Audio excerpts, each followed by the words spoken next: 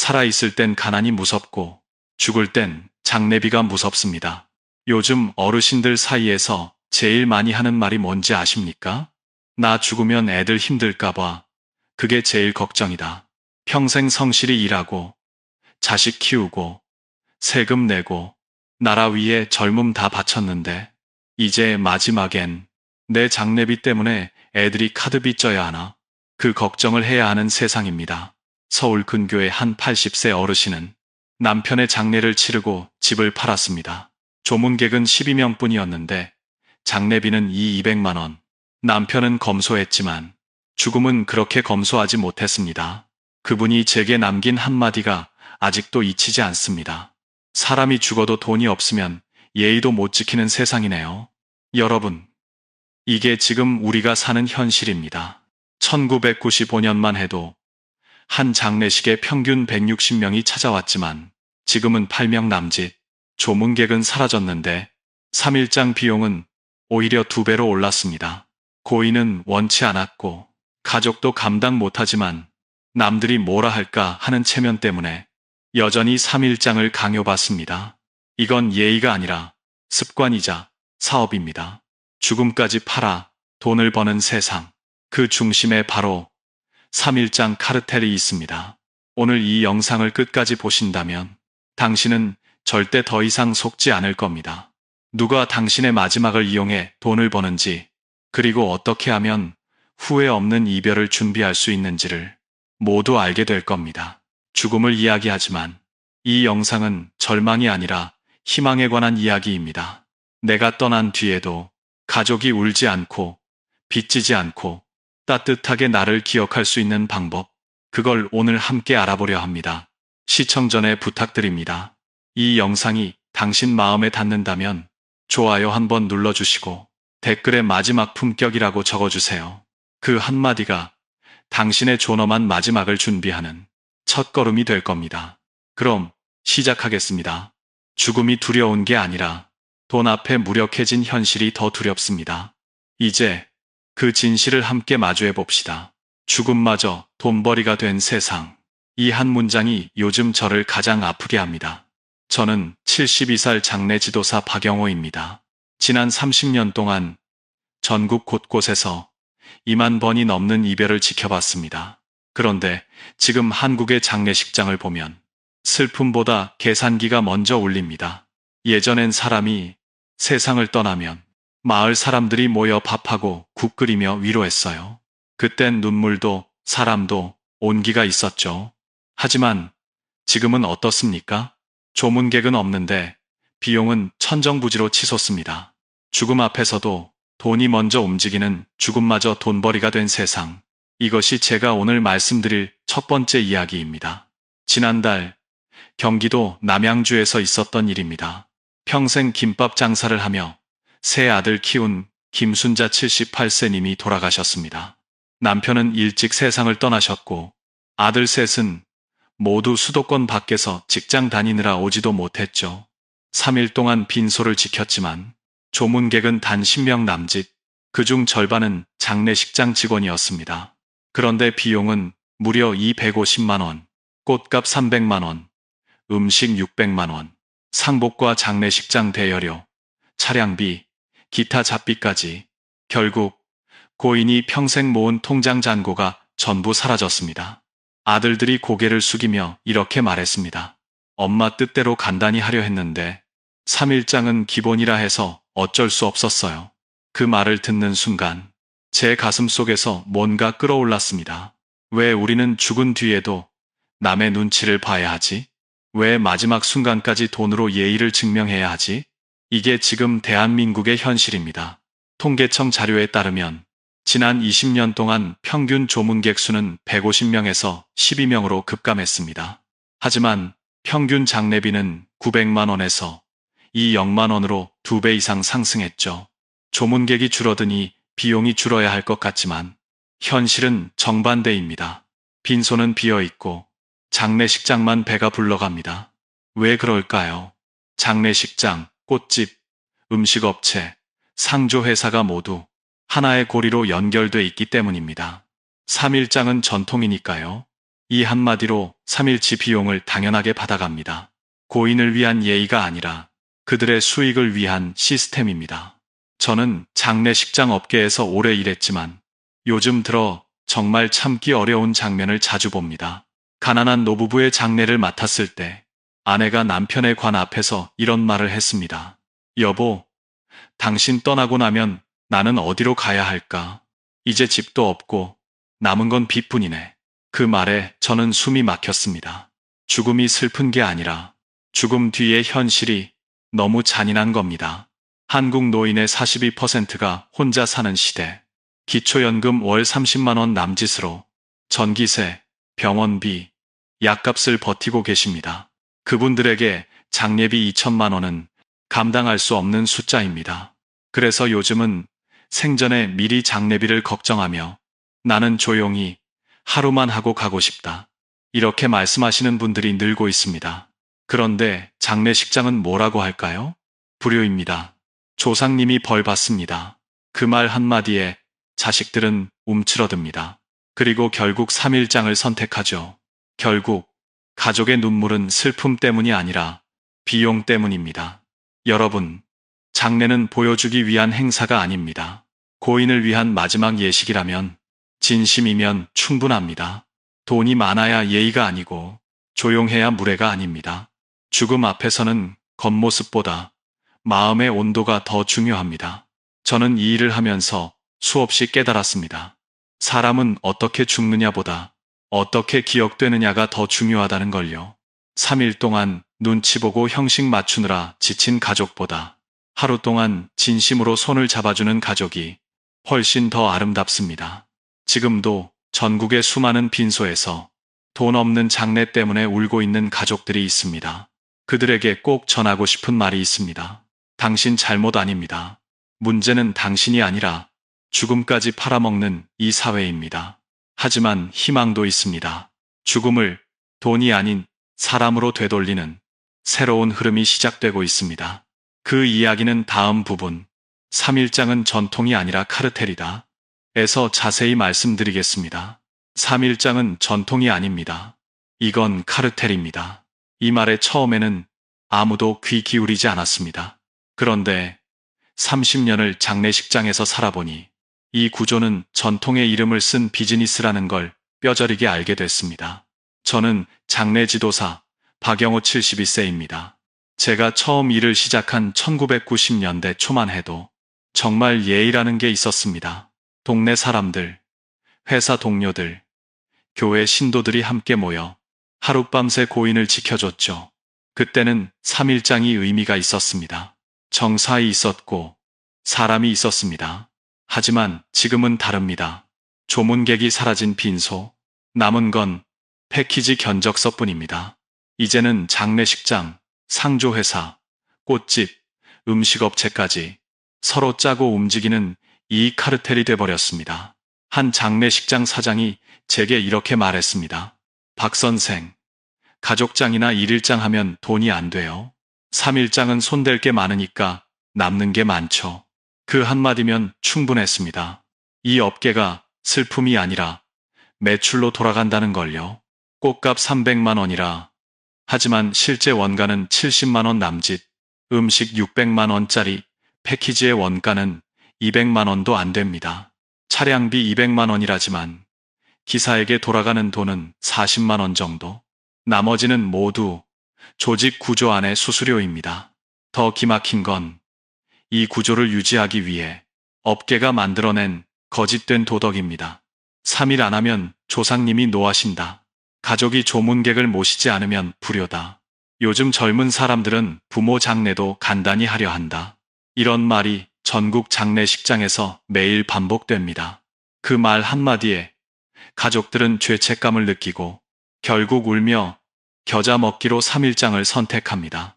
하지만 진짜 아이러니는요. 그 도덕을 말하던 장례식장 사장들 자신은 정작 부모님을 1일장으로 치른다는 겁니다. 제가 직접 봤습니다.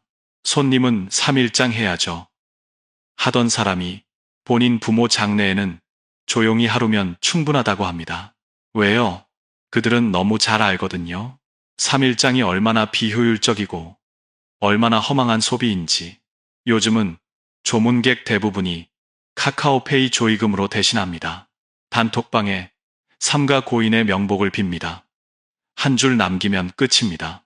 그런데도 업계는 여전히 3일을 강요합니다. 이유는 단 하나, 돈입니다.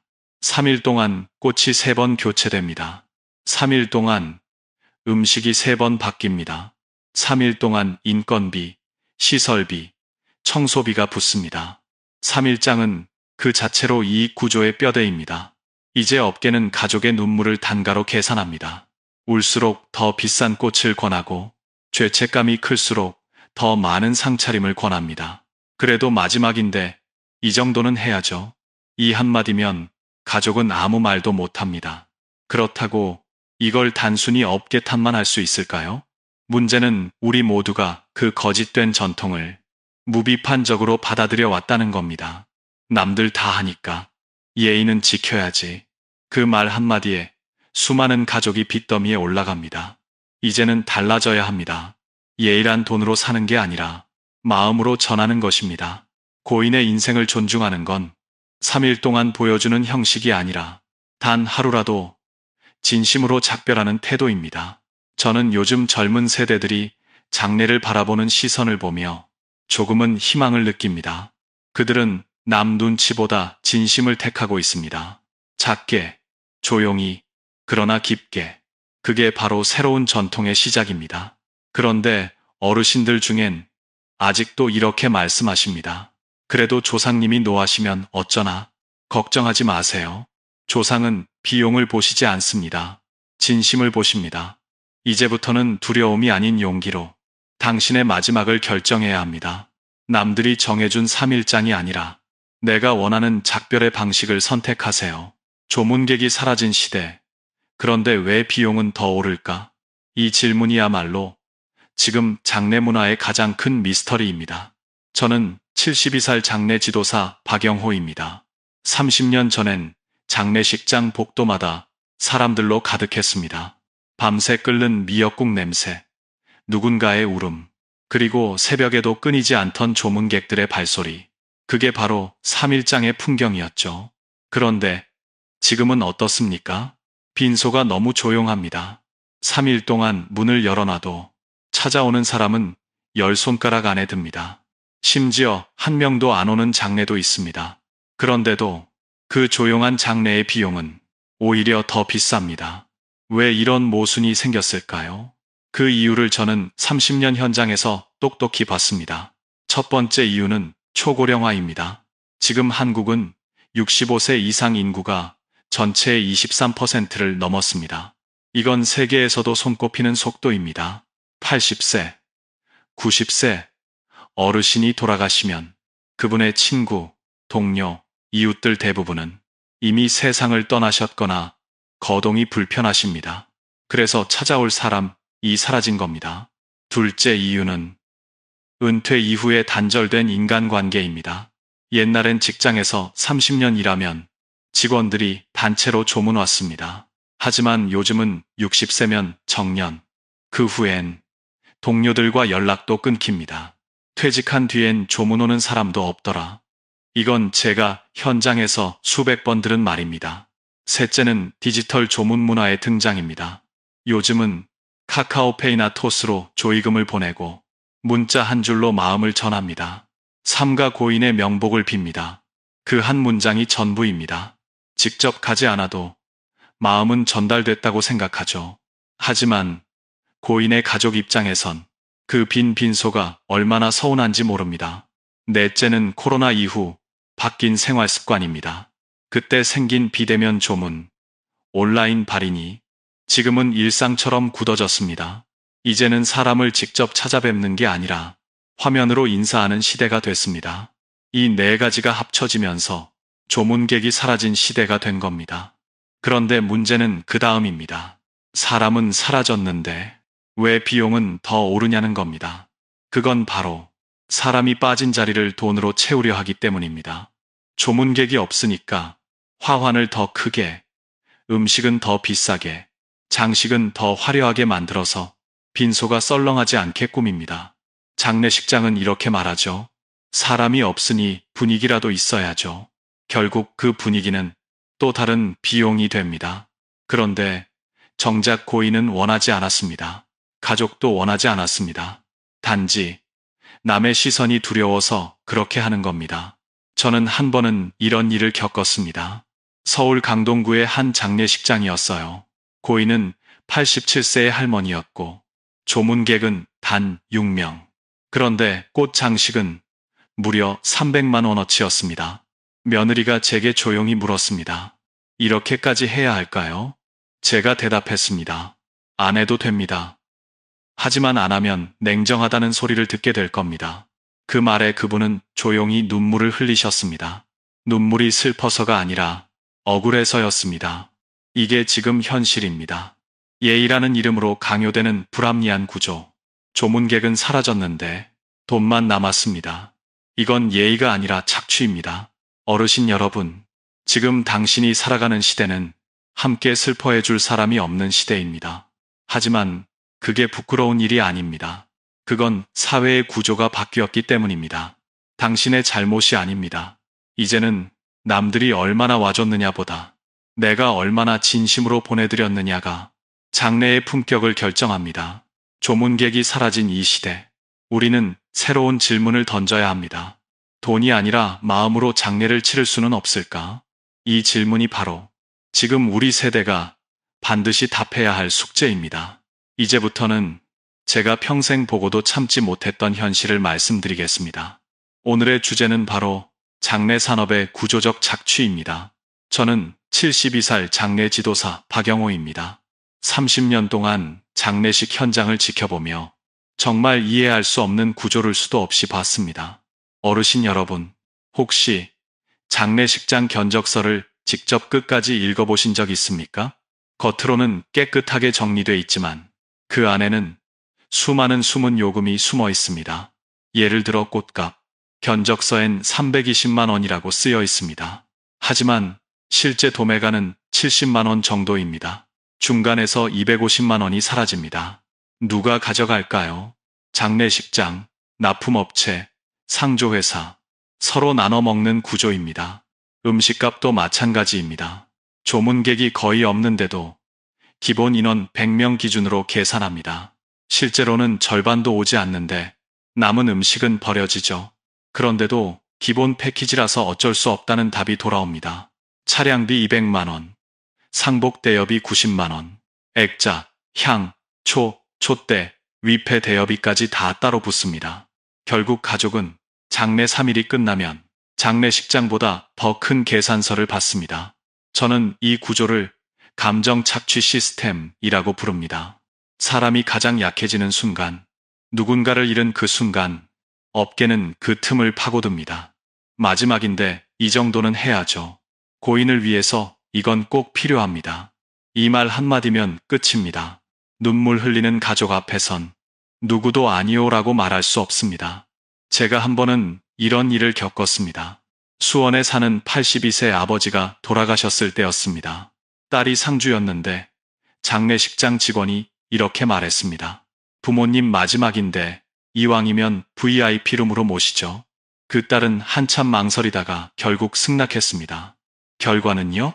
비용이 400만 원 더 올랐습니다. 그 딸은 장례가 끝나고 제게 이런 말을 했습니다. 아버지께 죄송해서 거절을 못했어요. 그런데 지금은 후회돼요. 아버지는 절대 그런 걸 원하지 않으셨을 거예요. 이게 바로 한국 장례 산업의 민낯입니다. 예의라는 이름으로 감정을 이용해 돈을 버는 구조.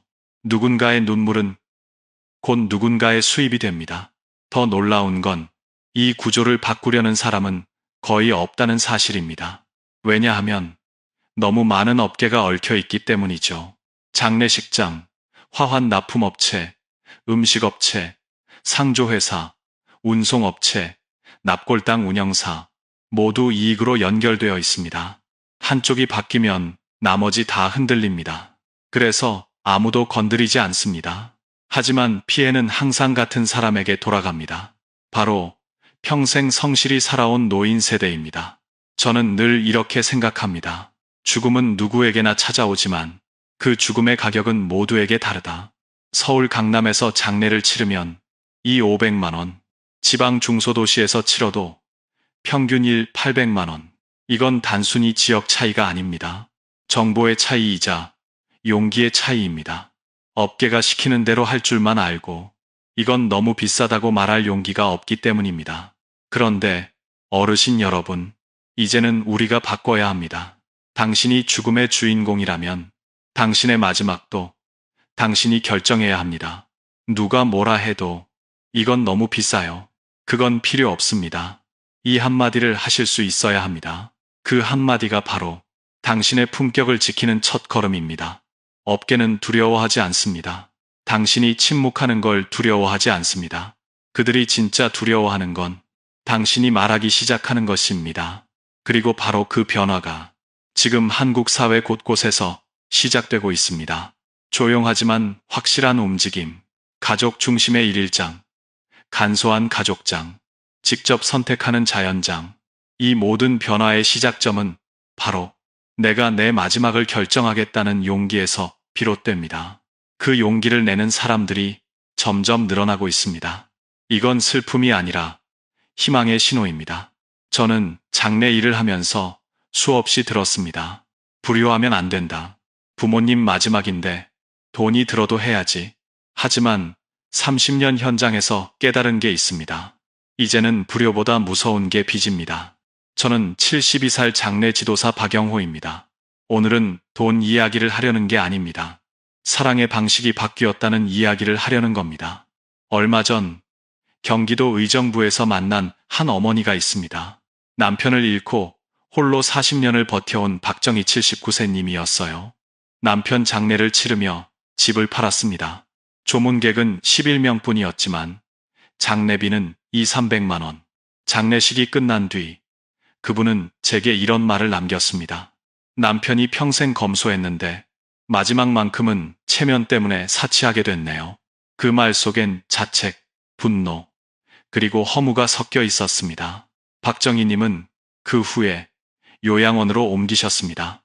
그 집은 더 이상 자신의 공간이 아니었죠. 이제 장례는 단순한 이별이 아닙니다. 노년의 경제를 무너뜨리는 폭탄이 됐습니다. 한국에 놓인 3명 중 1명은 빚이 있습니다. 그중 절반이 자녀의 결혼 비용, 병원비, 그리고 장례비 때문입니다.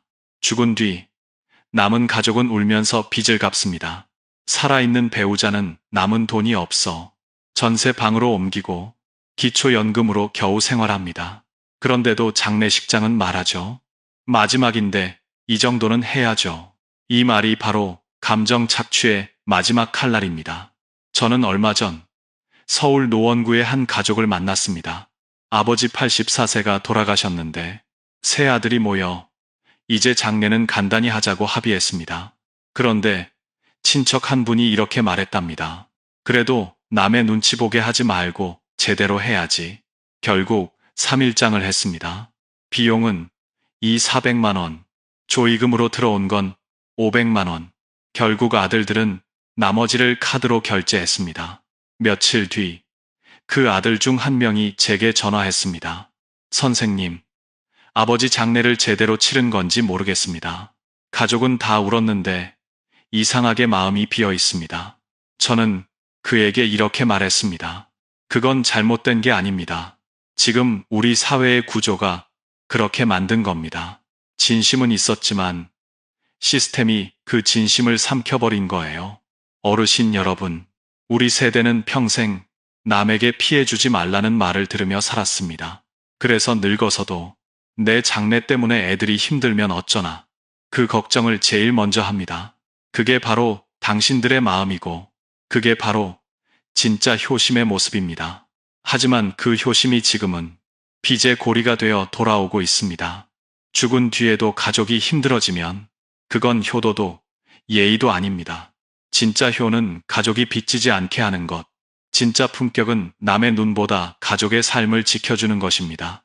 제가 최근에 만난 한 83세 어르신은 미리 장례비 600만 원을 통장에 따로 넣어두셨습니다. 그리고 이렇게 말했죠. 내 장례는 하루면 충분하다. 조문객보다 내 가족이 편했으면 좋겠다. 그분은 제가 본 어떤 분보다 당당했습니다. 그 모습을 보며 깨달았습니다. 노년의 존엄은 돈의 크기가 아니라 결정의 주체성이라는 걸요. 그래서 저는 오늘 이 말을 꼭 드리고 싶습니다. 불효보다 무서운 건 빚이다. 그리고 빚보다 더 값진 건 내 뜻대로 사는 용기다. 이제는 남들이 뭐라 하든 내 마지막만큼은 내 손으로 준비해야 합니다.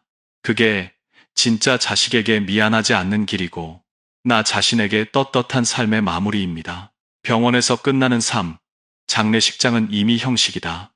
이건 제가 장례 일을 하며 가장 자주 하는 말입니다. 저는 72살 장례 지도사 박영호입니다. 제가 일하던 1990년대만 해도 사람들은 대부분 집에서 마지막을 맞이했습니다. 가족이 둘러앉아 손을 잡아주고 이웃이 찾아와 함께 울며 기도했습니다. 그게 진짜 이별이었습니다. 그런데 지금은 95%가 병원에서 세상을 떠납니다.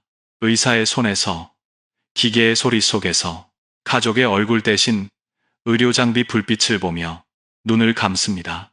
죽음이 너무 빨라졌습니다. 삶이 병원으로 들어가고 죽음도 병원 안에서 정리됩니다. 그래서 장례식장은 이제 진짜 이별의 자리가 아니라 절차의 장소가 되어버렸습니다. 제가 한 번은 이런 일을 겪었습니다. 서울의 한 종합병원에서 86세 할머니가 돌아가셨습니다. 의사는 사망 진단서를 쓰고 간호사는 자동으로 장례식장으로 연락했습니다. 그 모든 절차가 이 시간 안에 끝났습니다. 그때 아들은 멍한 얼굴로 제게 이렇게 물었습니다. 선생님, 이게 끝인가요? 저는 대답하지 못했습니다. 왜냐하면 정말로 끝이었기 때문입니다. 죽음은 더 이상 가족의 일이 아닙니다. 시스템의 일이 됐습니다. 의사가 사망을 선언하고 간호사가 연락하고 장례식장이 인수받고 상조회사가 오고 가족은 단지 결제만 하면 됩니다. 그런데 정작 가장 중요한 건 사라졌습니다. 마음의 작별, 감정의 정리, 삶의 회상.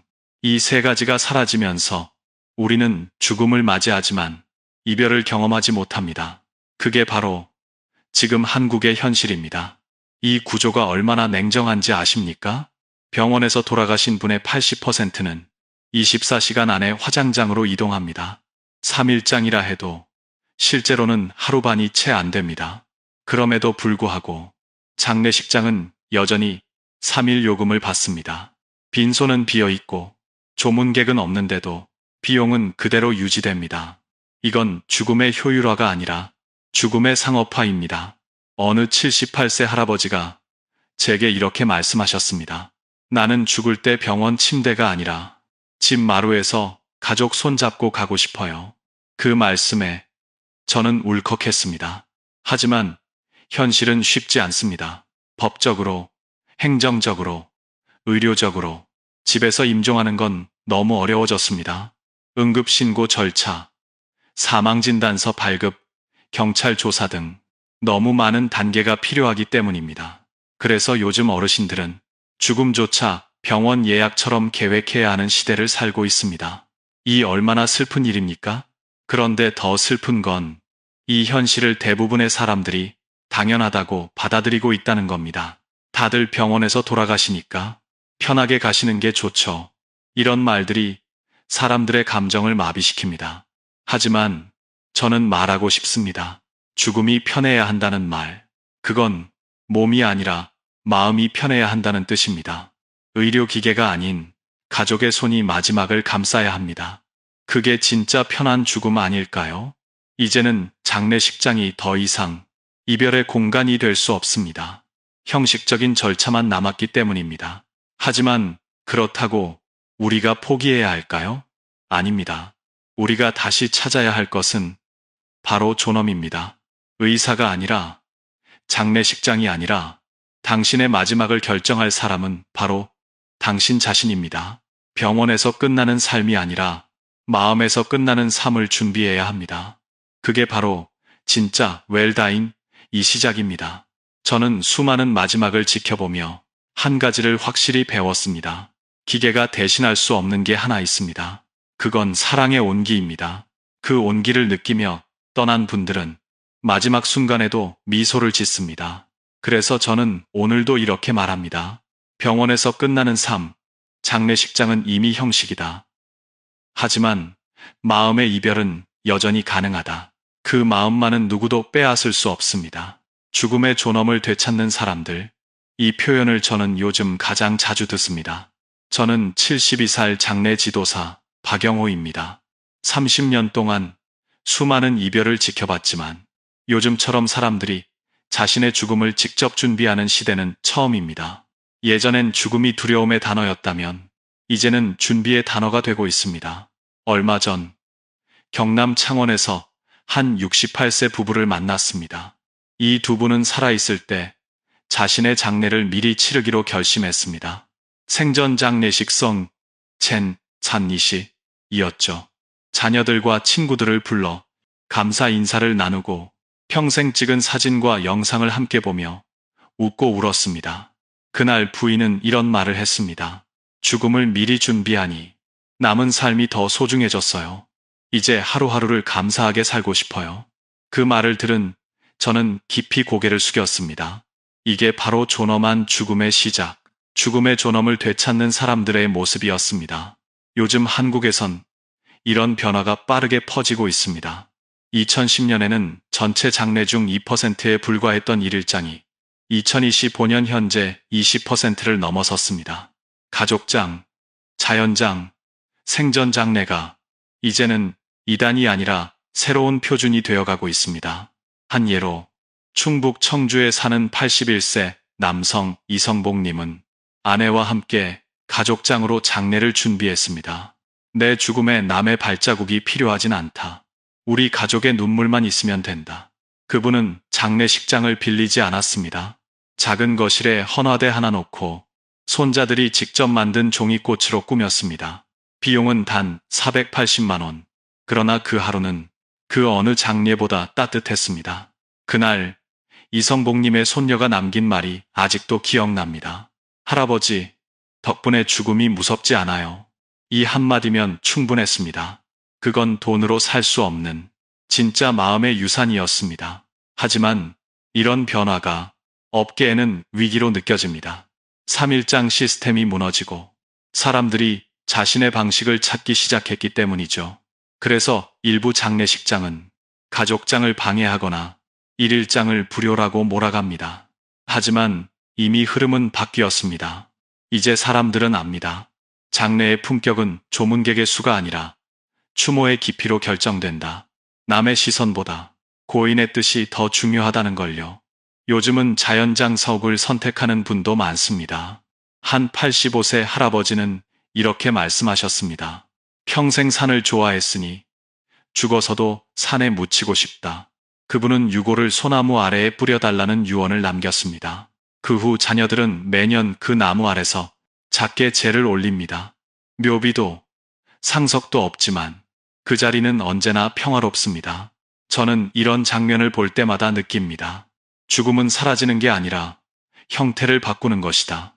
꽃이 시들어도 향기가 남듯 사람도 떠나도 사랑이 남습니다. 이제 어르신들께 말씀드리고 싶습니다. 두려워하지 마세요. 죽음을 준비한다는 건 삶을 포기하는 게 아니라 삶을 완성하는 일입니다. 누구나 언젠가는 그 길을 갑니다. 하지만 어떻게 갈 것인가는 내 선택입니다. 남이 만든 틀에 들어가지 말고 내가 원한 방식으로 내가 사랑한 사람들과 함께 떠나세요. 그게 바로 진짜 존엄한 이별입니다. 이제 우리 시대의 장례는 바뀌고 있습니다.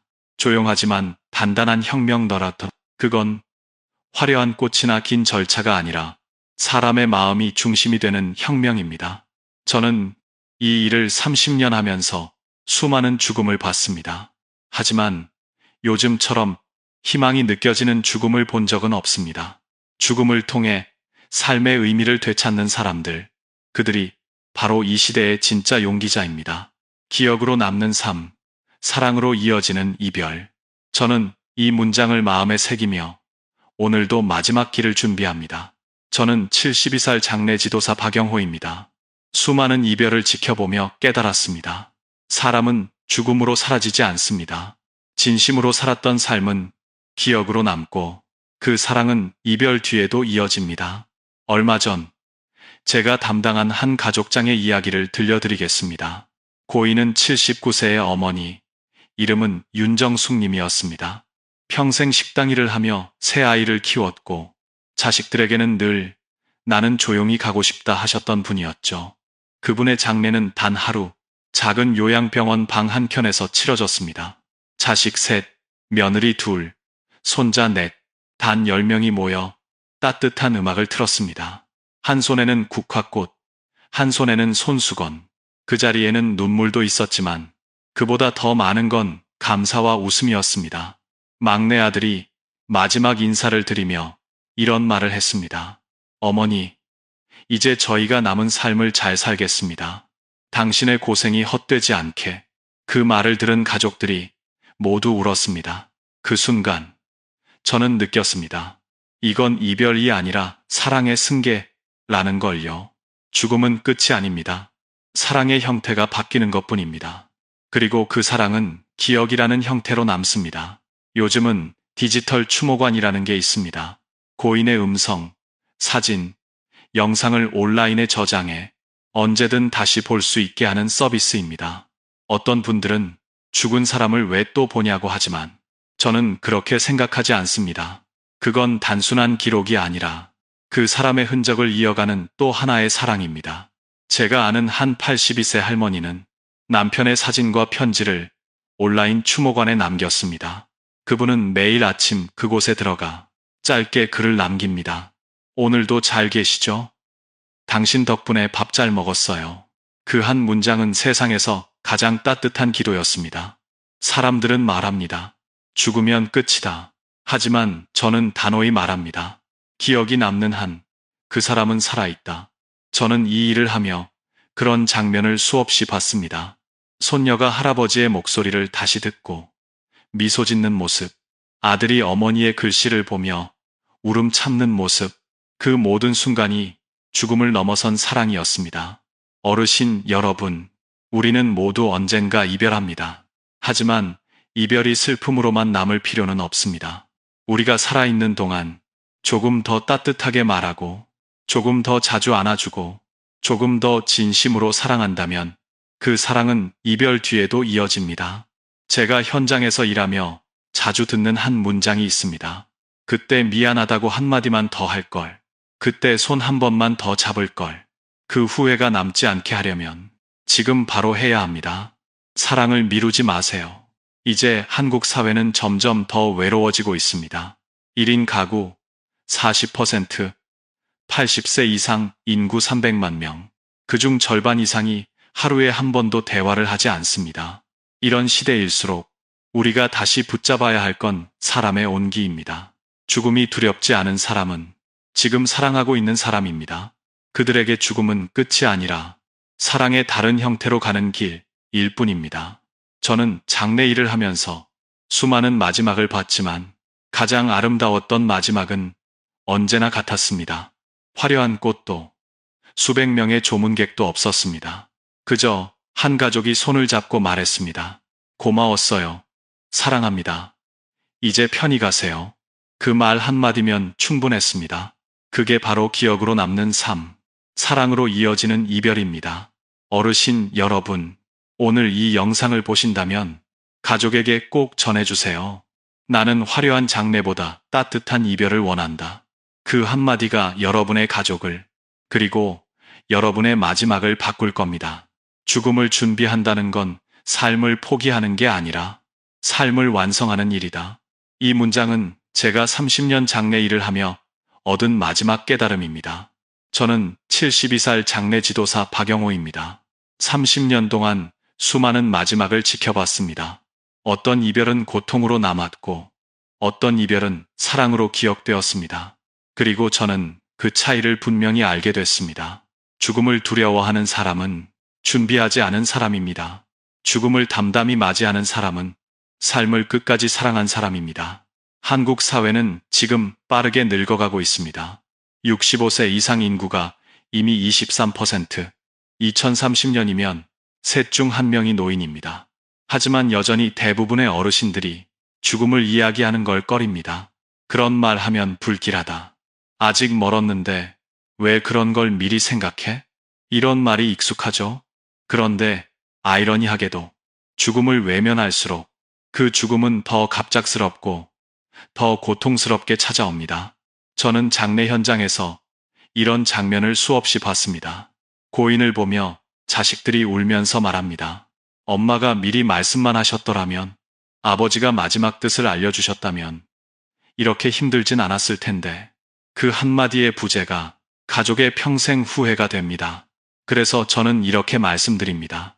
죽음을 준비한다는 건 가족에게 사랑을 남기는 일입니다. 유언장을 쓰는 것도, 연명의료 의향서를 작성하는 것도 결국은 사랑의 또 다른 형태입니다. 2025년 현재 한국에서 사전 연명의료 의향서를 쓴 사람은 280만 명을 넘었습니다. 그중 절반 이상이 70세 이상입니다. 이건 포기가 아니라 결단입니다. 내 마지막만큼은 내가 선택하겠다. 그 용기야말로 진짜 존엄입니다. 어르신 여러분, 당신이 남긴 재산보다 더 귀한 유산은 당신의 마음입니다. 나는 내 장례를 간소하게 하고 싶다. 나는 조용히 가족과만 이별하고 싶다. 이 말을 지금 미리 해두세요. 그 한마디가 가족의 고통을 덜어줍니다. 죽음을 말한다는 건 슬픔을 부르는 게 아니라 삶을 정리하는 과정입니다.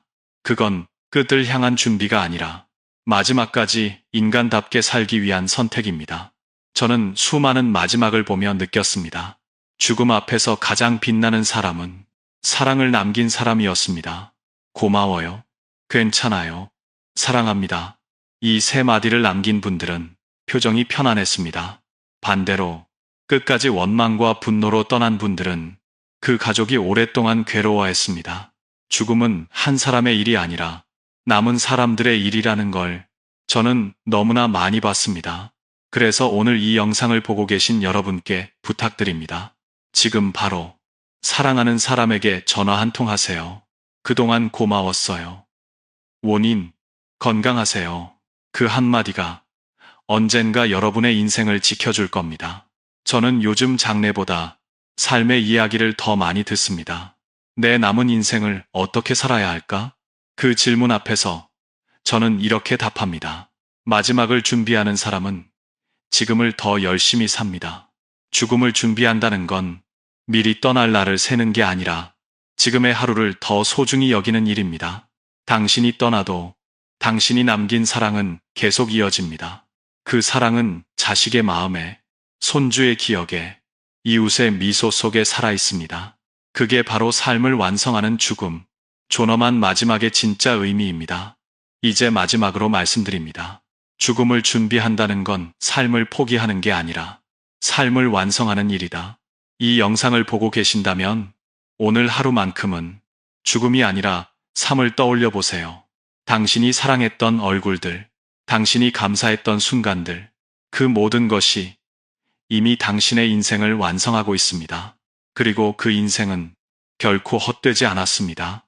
영상이 마음에 닿았다면 구독과 좋아요로 함께 해주세요. 댓글에 존엄한 이별이라고 남겨주시면 여러분의 진심을 기억하겠습니다. 기억하겠습니다. 기억하겠습니다. 기억하겠습니다. 기억하겠습니다.